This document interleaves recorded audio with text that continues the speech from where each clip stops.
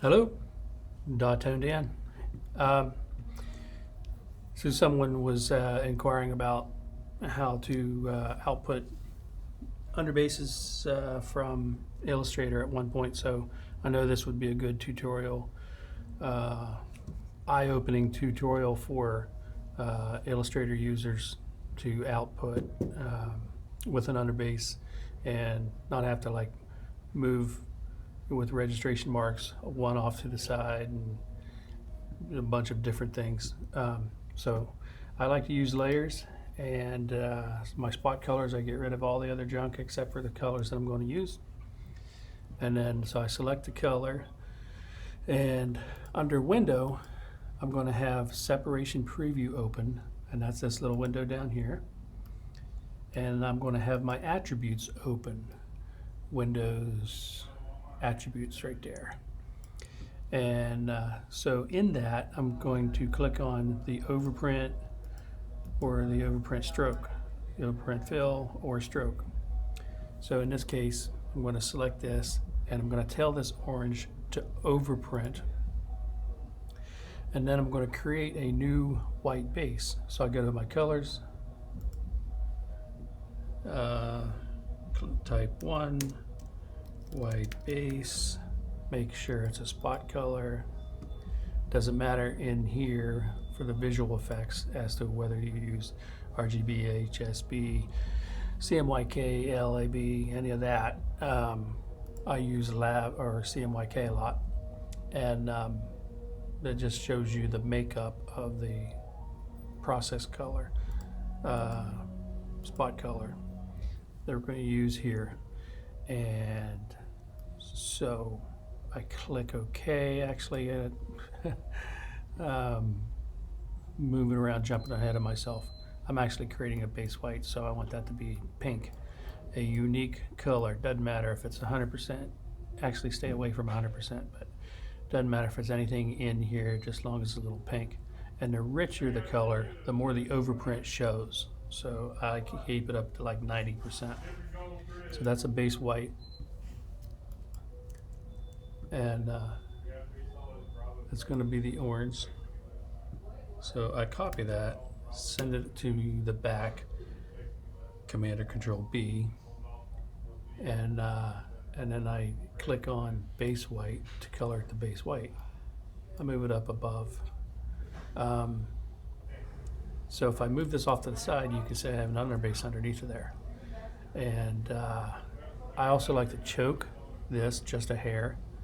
So I'm going to lock my orange, select the base. So you see now my icon's changed. And I'm going to add a computer white, which some people call it a process white or a default white. But it doesn't print. But you can assign it so that it knocks out of the other colors since it does not print. So I'm going to stroke that underbase, I know, with a 0.5.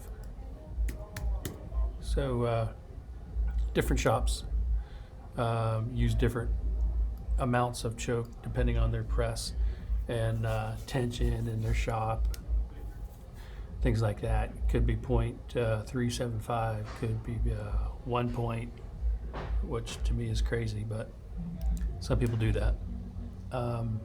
And I'm stroking from the center out, so this is like 0.25 in and 0.25 out from my line, my center line.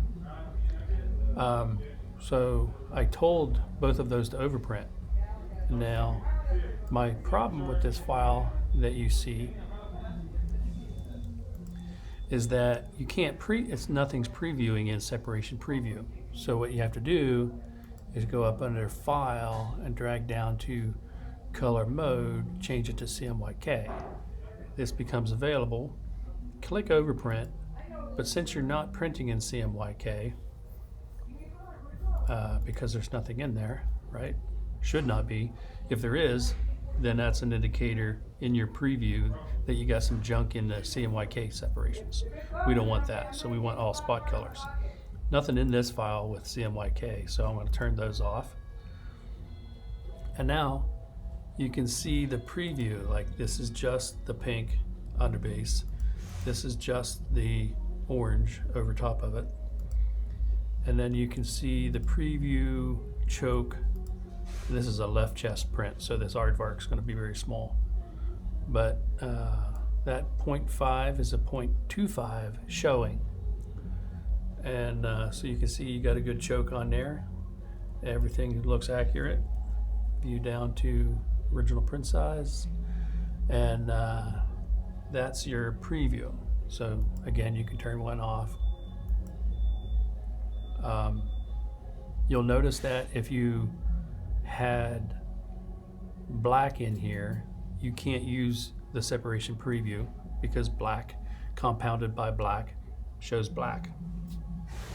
You can't use white because, like, if you had a spot white with no color in it, that's why I color my colors. If it was just pure white, it would print like a spot color because it's assigned as a spot color, but it does not show you in your preview the multiplying effect because white is nothing. Think of white as like nothing, and you compound that or multiply that onto another color, you're compounding nothing onto a color, so nothing happens. So that's why you color your whites that are printing, so that you can actually see the action of the separation preview. And that's about that. Then I would grab my library's registration mark, click in the center there, and because that is assigned a spot under swatches, it's assigned a registration black. It's going to show on all my separation channels. And then I would type in my color names, yada yada yada, stuff like that. And that's it for this little tutorial.